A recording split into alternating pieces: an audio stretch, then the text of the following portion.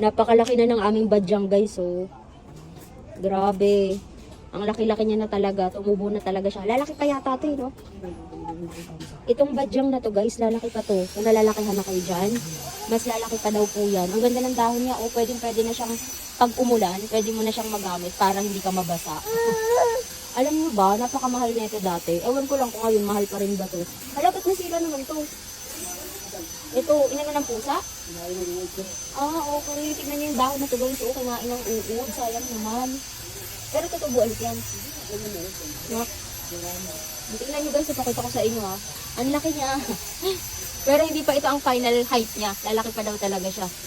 Anong klaseng badyang ba to? Giant badyang? Ano? Ano? Ah, elephant ear pala ito. Tagalog badyang. Ah, okay. Sorry kasi wala kasi